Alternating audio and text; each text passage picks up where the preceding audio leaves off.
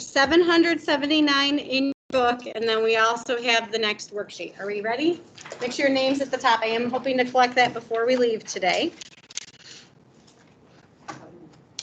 And let's take a look at the build background first before we begin to read. The title is called "Oh Captain, My Captain," but if you remember, we skipped the loaf of poetry, which dealt with a metaphor. This poem also is an extended metaphor, so we're going to use this one instead. It's a classic. Everybody should read it before they graduate high school. So Walt Whitman wrote the poem, "Oh Captain, My Captain," after being deeply affected by President Abraham Lincoln's assassination on April 14th, 1865, only 5 days after the end of the Civil War. The poem captures the sense of tragedy that suddenly overwhelms the nation at the very moment when many people were celebrating the war's end. Lincoln's assassination was the first murder of a president in the history of the United States. It shocked the country. In fact, historians have questioned how much Lincoln's murder influenced U.S. history. Some historians believe, for example, the Reconstruction, the reorganization of the governments of the southern states might have been very different if Lincoln had lived. Now, instead of reading the part in green on the paper, which is about the extended metaphor, that's what our worksheet is on. Can I have somebody read the paragraph on our worksheet? Thank you, Katie.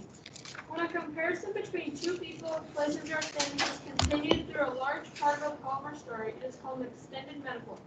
Usually the comparison is made point by point so that several aspects of the first item are compared to corresponding aspects of the second item. Sometimes one of the items being compared is not identified. In that case, you need to rely on prior knowledge to understand the comparison. Use a chart below to show how Walt Whitman uses an extended metaphor in "Oh Captain, My Captain." Okay, so this will be our what we use as we go through the poem. Back to page 779. Will someone read the paragraph about author's purpose? Thank you, Carter. An author's purpose is his or her reason for creating a particular work. An author might write a piece of literature to serve one of the following purposes: to entertain, to inform or explain, to express an opinion, to persuade. Although an author might have more than one purpose for writing, a piece of literature is usually written with one main purpose in mind.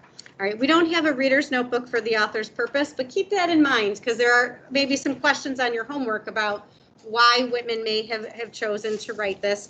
And you might want to refer back to this spot with those bulleted notes. Do you remember doing this at the beginning of the year too? It's also in your interactive notebook, the author's purposes. We had Tide, we had an extra one. We also had Describe, which they don't list.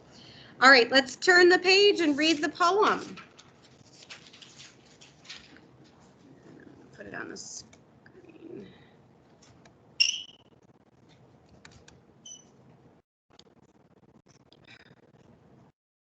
Why don't let me scroll? Here we go.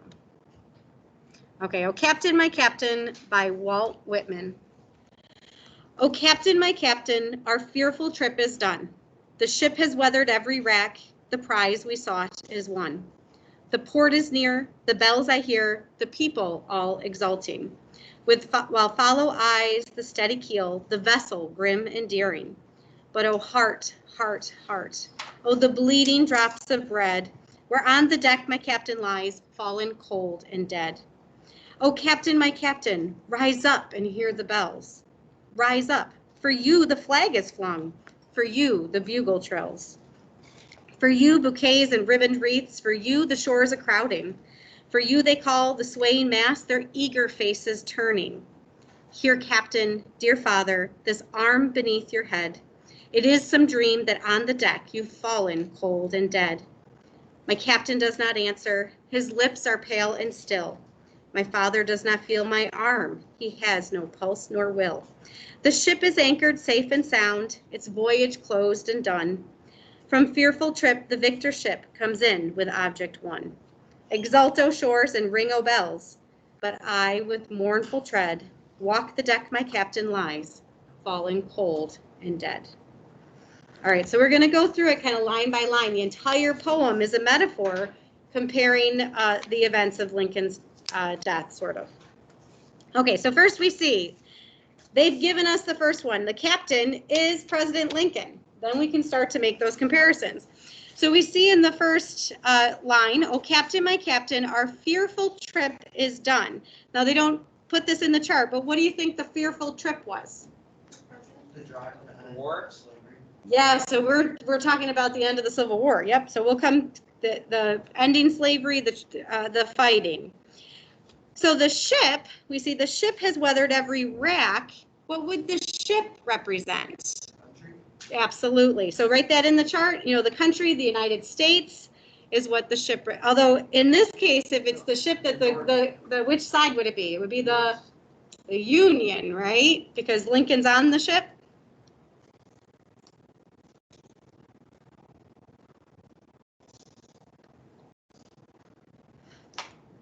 Now, they give us a footnote. The ship has weathered every rack, and they tell us at the bottom that a rack is a battering as by a storm. So that's why I have this storm here. What would the storm, is the south. not just the South, but the war itself. Yep, so the Civil War would be the storm. Filling that in the chart. The prize we sought is one, we kind of heard that already. Somebody mentioned trying to get the end of slavery. That would be the prize, right? We don't need to write that down yet. We'll catch it at another point. We see the port is near, the bells I hear, the people all exulting. So we have the note below, arrival of the ship at port. What would that represent? The arrival of the end of the war. Yep, so we're going to say that's the end of the war. And we have a footnote again on the word exulting, which means they're rejoicing because the war is over, right? Now, if the ship has not made it to port yet, do the people know that the captain is dead? No, and it was the same in the country. Remember too how slowly news traveled? That they knew the war ended, but they didn't know that Lincoln had died. Okay, as that stanza continues, we get some more of the poet's feelings. While follow eyes, the steady keel, the vessel grim and daring, but oh heart, heart, heart, oh the bleeding drops of red, where on the deck my captain lies, falling cold and dead. As it continues, oh captain, my captain, rise up and hear the bells. Rise up, for you the flag is flung, for you the bugle trills. So we're gonna put that into the next box. We're gonna use both. They're flinging the flag and playing the bugle. Both in one, yeah, because otherwise we're not going to fit it all. This could have a few meanings.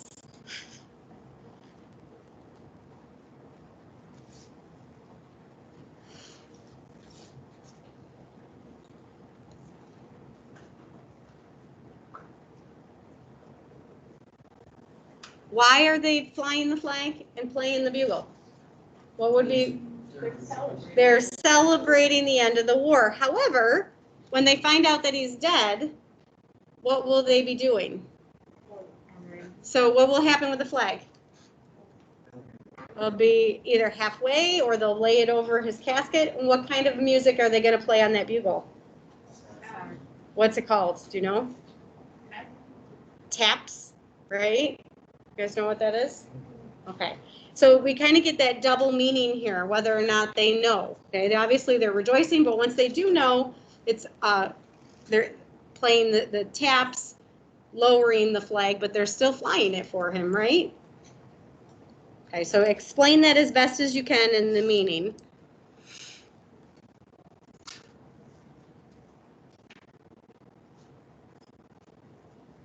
Please stop drawing on yourself.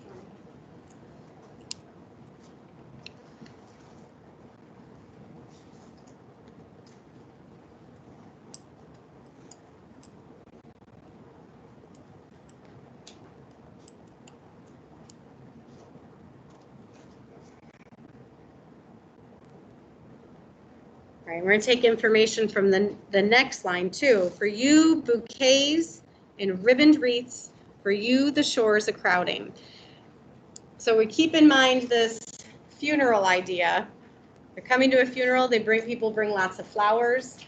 Unfortunately, we didn't get to go to DC this year and see the Tomb of the Unknown Soldier, but there are ribbon wreaths all around it. People continue to bring these wreaths to the soldier. They would do the same sort of thing for Lincoln.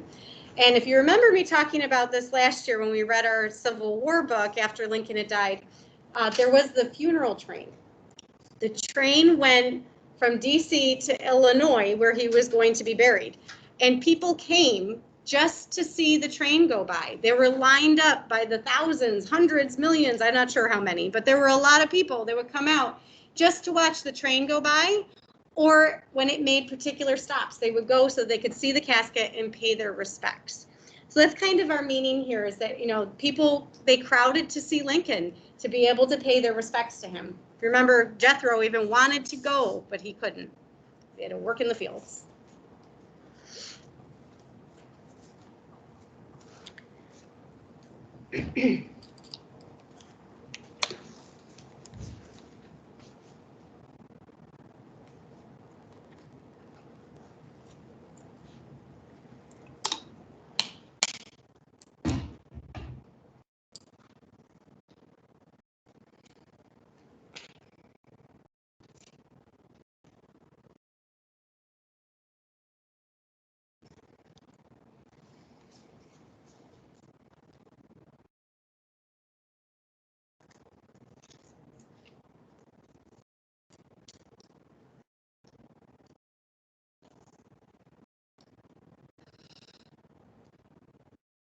All right, you can keep writing. I'm just going to continue out that stanza, which similar meanings. For you they call the swaying mass, their eager faces turning. Everybody wants to see him. Here, Captain, dear father, this arm beneath your head. It is some dream that on the deck you've fallen cold and dead. So our poet, he's having trouble recognizing that he's actually died. The next stanza continues. My captain does not answer. His lips are pale and still. My father does not feel my arm. He has no pulse nor will. The ship, so our country, or the Union, is anchored safe and sound. Its voyage closed and done. The war is over. From fearful trip, the victor ship, the winning ship, comes in with object one, and that's going to be our next one for the metaphor.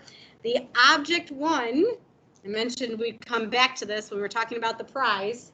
What's the prize? What's the object? Ending slavery. I mean, there was a lot more to that war than, but that's the go-to one. Yep. Exult, O shores, and ring, O bells, but I with mournful tread walk the deck my captain lies, falling cold and dead. So we have this contrast of, yes, we're rejoicing the end of the war, but we're terribly upset that our leader has died. Before you leave, I want to collect this follow-up at the bottom of that worksheet. Hang on. Computer's not cooperating for me. Stop doing that. Come back. There we go. So it is asking for a paragraph. A couple of sentences is what I'm looking for. What do you think of Walt Whitman's extended metaphor, No Captain, My Captain? So start that with your topic sentence as far as what you think. Do you think he made a valid comparison?